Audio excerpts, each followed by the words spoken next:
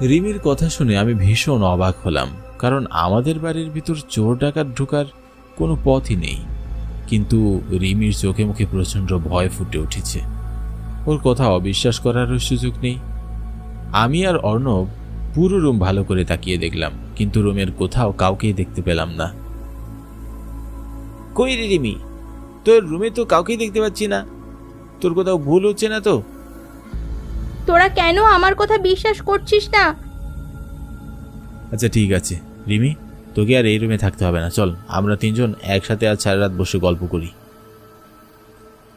আমার কথা শুনে রিমির ঠোঁটের কোণে হালকা হাসি ফুটে উঠল। মনে হলো ও আমার কথায় স্বস্তি পেয়েছে। তারপর আমরা তিনজন বন্ধু মিলে এক রুমে টর্চ জ্বালিয়ে বসে গল্প করছিলাম। রিমির ভয় অনেকটা কেটে যায়, ওকে দেখে কিছুটা স্বাভাবিক মনে হচ্ছিল।